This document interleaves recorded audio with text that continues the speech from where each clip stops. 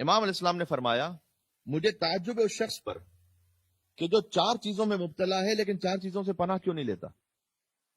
یہ جو 4 چیزیں امام نے بیان فرمائی ہیں یہ ہمارے زندگی کے سارے پرابلم ان 4 چیزوں میں، ان میں سے کوئی ایک ہی ہوتا ہے کہیں نہ کہیں زندگی میں مسئلہ. امام نے کہا کہ مجھے تعجب ہے اس شخص پر کہ جو ان 4 میں سے کسی ایک میں مبتلا ہے تو وہ پھر پناہ کیوں نہیں لیتا اللہ کی اس آیت سے کہ جو امام نے بیان کی. تو 4 آیتیں امام نے بیان فرمائی. پہلا امام نے فرمایا کہ تعجب ہے مجھے اس شخص پر کہ جو کسی خوف میں مبتلا ہے. فیئر، بہت ساری زندگی کے سارے پرابلمز اس کی جو روٹ ہے وہ فیئر ہے. جو کسی خوف میں مبتلا ہے وہ پناہ کیوں نہیں لیتا اللہ سبحانہ و تعالیٰ کی آیت کی طرف کہ حسبنا اللہ و نعم الوکیل. اللہ اکبر، یعنی میرے لیے اللہ ہی کافی اور وہی بہترین ریپرزینٹیٹو ہے. ونعم الوکیل کیوں؟ امام نے اس کی دلیل بیان کی. امام نے کہا کہ اس لیے کہ جیسے ہی اللہ نے کہا ہے کہ حسبنا اللہ و نعم الوکیل، سمعت اللہ عز وجل، تو میں نے اللہ عز وجل کو سنا کہ اللہ نے اس کے فوراً بعد یہ کہا.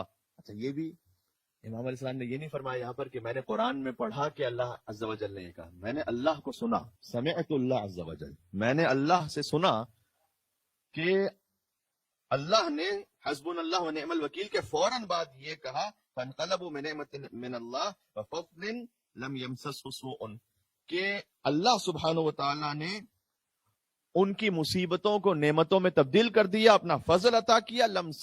لم یمسسہ بسوء یا سوء، کوئی برائی، کوئی شر اب پہنچے گا نہیں اس تک کہ جس نے اللہ سبحانہ و تعالیٰ کو اپنا وکیل بنا لیا ہے.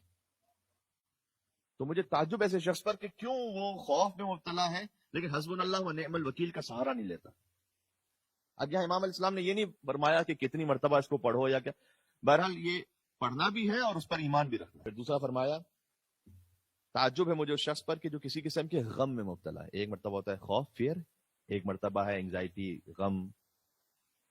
تو وہ اللہ کے اس کلام کی طرف پناہ کیوں نہیں لیتا؟ آپ کو سب کو یاد ہے کلام لا الہ الا انت سبحانک انی کنت من الظالمین، سورہ انبیاء کی آیت نمبر 87، کہ خدا کے سوا کوئی معبود نہیں، یقیناً میں ظلم کرنے والوں میں سے تھا. وہ یہ کیوں اس پر پناہ نہیں لیتا اللہ کے اس کلام سے؟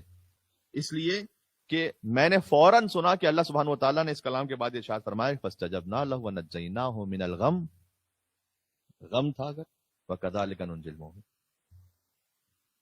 کہ ہم استجابت کرتے ہیں، دعا کو قبول کرتے ہیں اور غم سے نجات عطا فرماتے ہیں، اور ہم مومنین کو ایسے ہی نجات عطا کیا کرتے ہیں. تو اگر کوئی غم میں ہے، کسی بھی قسم کے آپ دنیا کے غم میں مبتلا ہیں، تو امام نے کہا کہ تم اس آیت کی طرف پناہ کیوں نہیں لیتے لا الہ الا انت سبحانک انی کنت من الظالمین. تیسرا امام نے فرمایا کہ اگر کسی کے ساتھ کوئی فراڈ ہوا ہے، مکر ہوا ہے، کوئی دھوکہ ہوا ہے.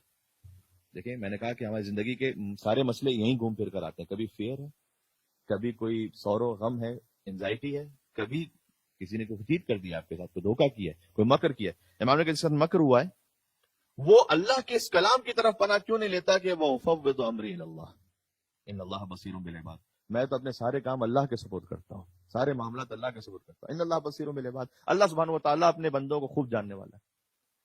اس لیے امام نے کہا کہ چونکہ میں نے اس کے فوراً بعد یہ سنا، سورہ غافر کی آیت ہے، آیت نمبر 44 تھی، میں نے پڑھی ہے، 45 پڑھ رہا ہوں، اس لیے کہ اللہ نے اس کے فوراً بعد یہ کہا ہے فوقاہ اللہ سیئات ما مکروا، کہ بس جو اس پر یقین رکھنے والا ہے وہ فوض امری الی اللہ ان اللہ بصیر بالعباد، اللہ سبحانہ و تعالیٰ نے ہر مکر سے جو اس کی طرف آنے والا تھا اسے محفوظ فرما دیا.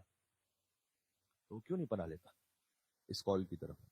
اور پھر امام نے آخر میں فرمایا کہ اگر کوئی دنیا اور اس کی زینتوں کو چاہتا ہے، بہت دیکھیں فقط یہاں پر آخرت کی بات نہیں کی امام نے، اگر دنیا اور اس کی زینت بھی چاہتے ہو تو یہ آخر سب ہم و غم یہ ہوتا ہے کہ بھائی دنیا کی فلاں شے چاہیے، کوئی نعمت چاہیے، تو امام نے کہا کہ اس کی طرف پناہ کیوں نہیں لیتا اللہ کے اس کلام کی طرف جو سورہ کہف میں کہ ما شاء اللہ لا قوت الا باللہ.